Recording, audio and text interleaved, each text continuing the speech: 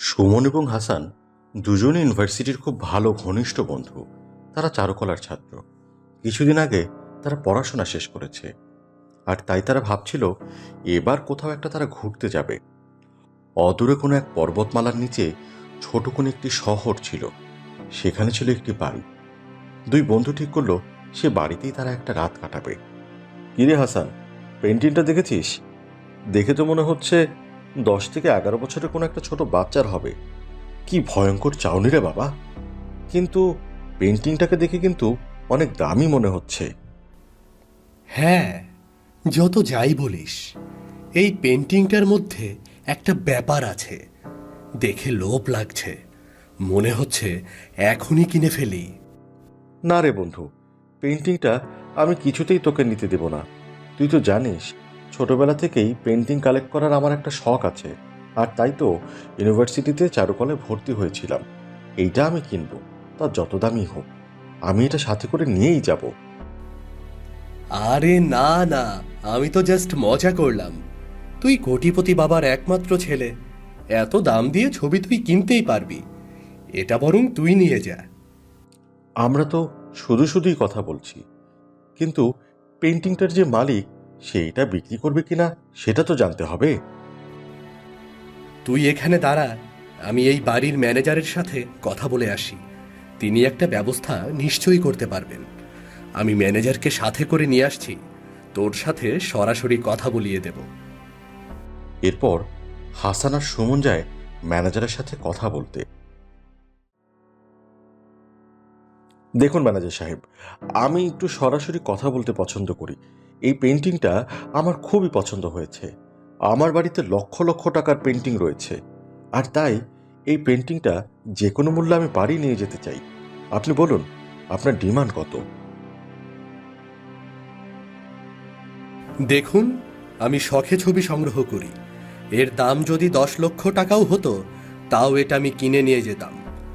আপনি পেন্টিংটা প্যাকেট করার ব্যবস্থা করুন। আগামীকাল সকালে এটা আমি বাড়িতে নিয়ে যাব। এরপর একজন লোককে ডাকা হলো সেই পেন্টিংটা দেয়াল থেকে নামানোর জন্য। কাকতালীয়ভাবে কিভাবে যেন লোকটা পেন্টিংটা নামানোর সময় সেখান থেকে পড়ে গেল। তার নাক মুখ দিয়ে প্রচণ্ড রক্ত আসতে শুরু করলো। তাকে ভর্তি করা হলো হাসপাতালে।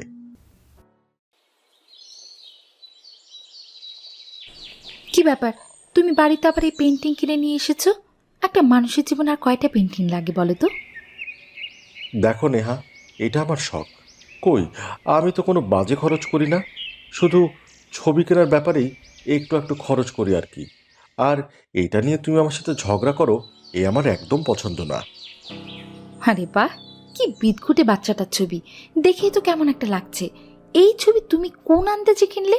আরে এইটা নাকি তুমি 5 লক্ষ টাকা দিয়ে কিনেছো? তোমার টাকা কি গাছে ফলে নাকি?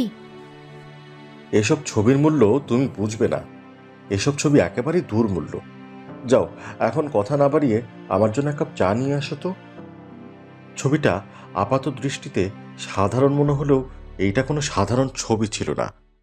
যেটা বোঝা গিয়েছিল সেদিন রাতের বেলা, যখন রাতে সবাই ঘুমিয়ে আছে, তখন নেহা এক গ্লাস পানি খাওয়ার জন্য ডাইনিং রুমে গেল।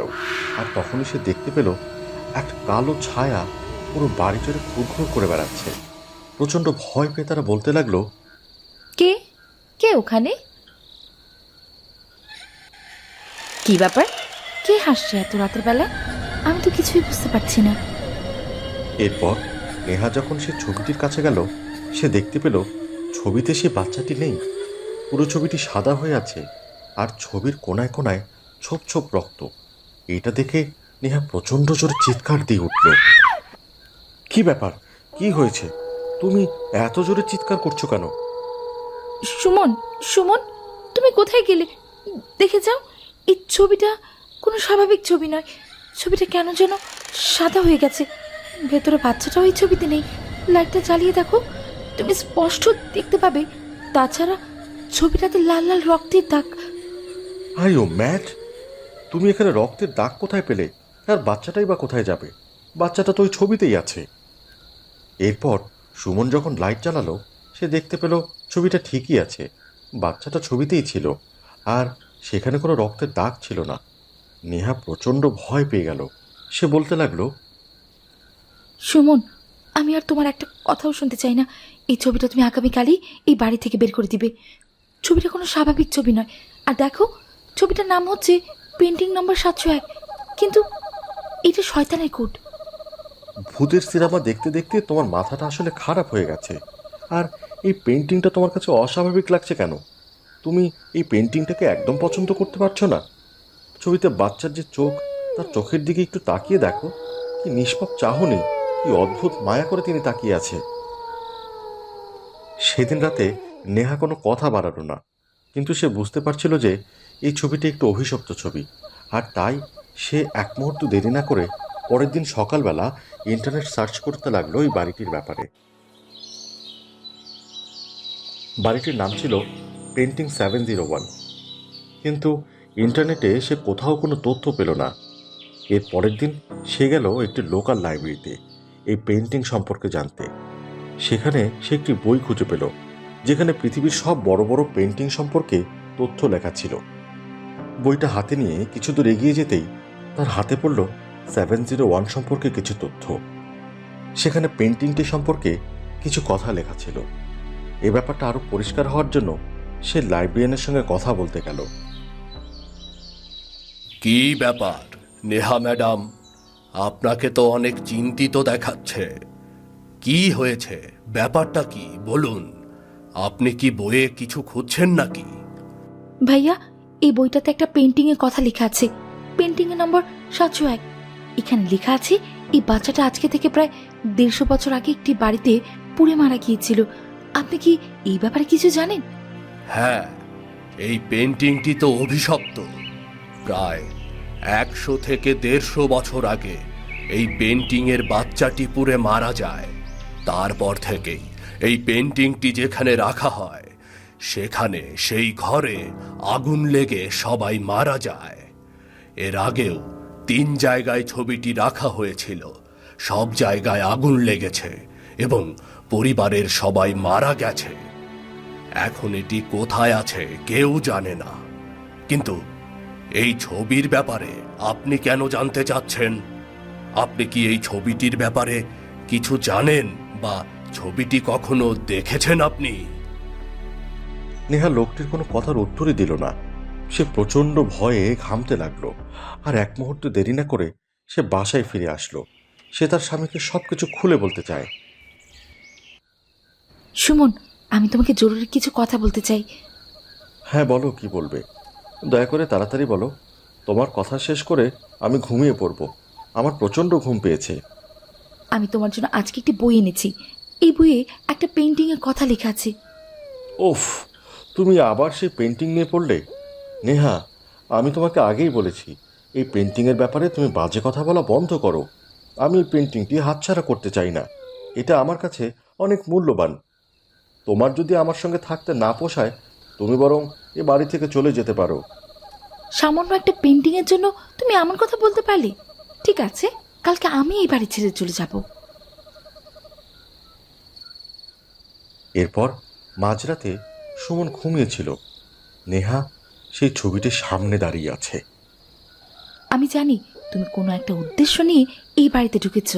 তা না হলে এই বাড়িতে তোমার আসার কথা না। তুমি কি চাও? নেহা ওই পেন্টিংটির সাথে কথা বলছিল। চারিদিকে এক অদ্ভুত অন্ধকার। এর মধ্যেই পেন্টিংয়ের সেই ছেলেটি কথা বলে উঠল। তার কণ্ঠে ছিল একটা অতৃপ্ত কণ্ঠস্বর। আমার নাম রিক। গত 175 বছর ধরে আমি ছবিতে আটকা পড়ে আছি। আমি অপেক্ষা করছিলাম শুধুমাত্র আমার হত্যাকারীর জন্য, তার জন্য যে আমার মা বাবা আমার পুরো পরিবারকে পুড়িয়ে হত্যা করেছিল। অবশেষে আমি তাকে খুঁজে পেয়েছি।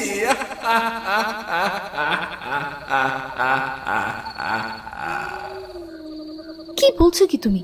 তোমার হত্যাকারীর সাথে আমাদের বাড়ির কি সম্পর্ক? 175 বছর আগে তো আমাদের কারোর জন্মই হয়নি। আর তোমাকে কিভাবে হত্যা করব? তুমি দয়া করে এখান থেকে চলে যাও। আমাকে আর আমার স্বামীকে ভালোভাবে থাকতে দাও।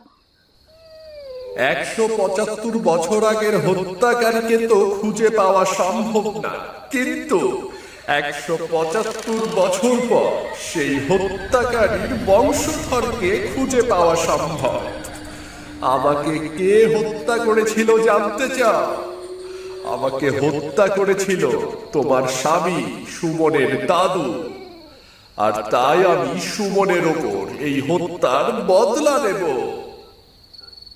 ক্ষমা করে দাও, আমাদেরকে ক্ষমা করে দাও। আমাদের পূর্বপুরুষেরা কি করেছিল তার উপর তো আমাদের কোনো হাত নেই। হঠাৎ করে চারিদিকে আগুন জ্বলতে শুরু করলো। সুমন কার করতে করতে নেমে আসলো। তুমি কোথায় গেলে নেহা? চারিদিকে আগুন জ্বলছে, কিভাবে যেন বাড়িতে আগুন লেগে গেছে, আমি তো কিছুই বুঝতে পারছি না। ভয় পেয়ে গেছো? ভয় পাওয়ার কিছু নেই। আমি ছোট্ট একটা প্রতিশোধ নিয়েই চলে যাব। তোমার দাদু যেভাবে আমার বাড়িটা পুড়িয়ে ফেলেছিল, আমার বাবা মাকে হত্যা করেছিল, ঠিক সেভাবেই তোমাদেরকে মেরে এখান থেকে আমি চলে যাব। তোমাকে আগেই বলেছিলাম এই পেন্টিংটা বাড়িতে নিয়ে এসো না। এই পেন্টিংটাতে একটা আত্মা রয়েছে, যাকে তোমার দাদু আজ থেকে প্রায় 175 বছর আগে হত্যা করেছিল, আর তাই সে আজকে তোমার উপর প্রতিশোধ নিতে এসেছে। আমি জানি দাদুর সেই হত্যাকাণ্ডের ঘটনা আমার বাবাও জানতেন, আর তাই মৃত্যুর আগ পর্যন্ত আমার বাবার সাথে তারা কোনো সম্পর্কই রাখেনি। আমার বাবা তার কোনো সম্পত্তিও গ্রহণ করেনি। আমাদেরকে নিয়ে তিনি আলাদা বাসা ভাড়া নিয়ে থাকতেন। আমি তোমার বাড়ির সব কিছু আগের মতো ঠিক করে দেব, যেখানে তুমি বাস করতে পারবে। তুমি সত্যি বলছো? সত্যি করে বলো, তুমি আমাদের সেই পোড়া বাড়ি আগের মতো করে দেবে, যেখানে আমার বাবা মার স্মৃতি রয়েছে? বলো। আমি তোমায় কথা দিচ্ছি, আমি তোমার বাড়িটি আগের মতো করে দেব, আর তোমার পরিবারের আত্মার মুক্তির জন্য শেষকৃত্যের অনুষ্ঠানও করব। তোমার পরিবার আর তোমার হত্যাকাণ্ডের জন্য আমরা দাদুকে সারা জীবন দূরে রেখেছি। যদি বিশ্বাস না হয় তাহলে তুমি খোঁজ নিয়ে দেখতে পারো। সুমন এসব কথা শুনে রিক প্রচণ্ড কাঁদতে লাগলো এবং রিকের আত্মা সেখান থেকে চলে গেল। সুমন তার কথা রেখেছিল, নিজের সেই পুরনো বাড়িটা ঠিক করে দিয়েছিল।